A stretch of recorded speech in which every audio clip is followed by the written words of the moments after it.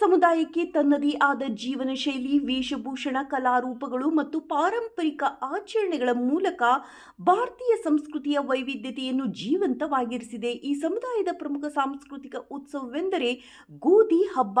ಹಲವು ಕಡೆ ಇದನ್ನು ತೀಜ್ ಹಬ್ಬ ಎಂದು ಕರೆಯಲಾಗುತ್ತದೆ.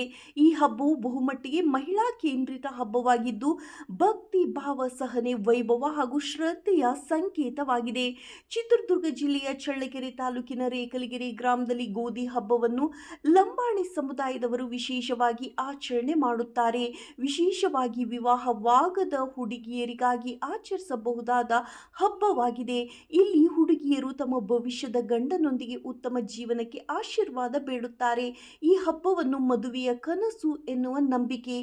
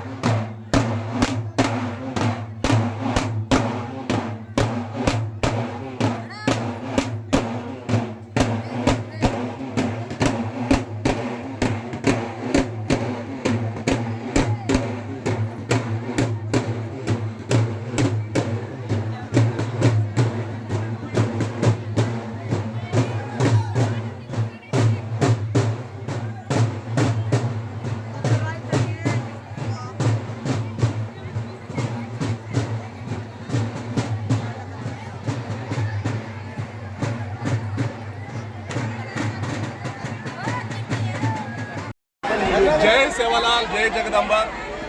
ಇವತ್ತು ಬಹಳ ವಿಶೇಷವಾದಂತಹ ದಿನ.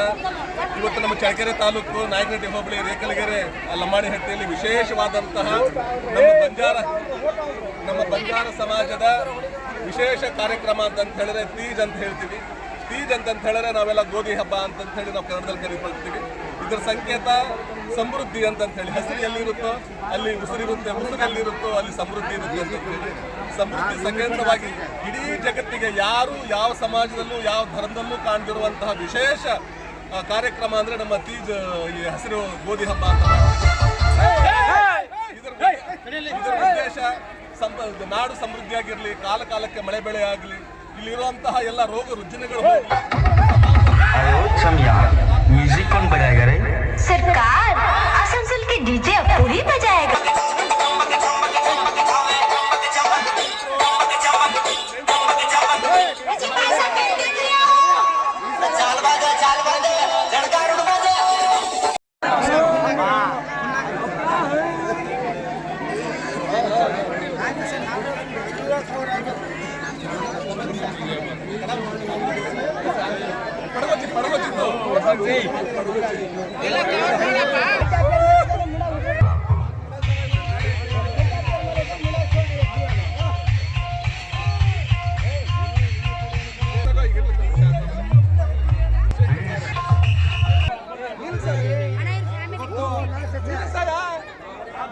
ರೇಕಲಗೆರೆ ಲಂಬಾಣಿಹಟ್ಟಿಯಲ್ಲಿ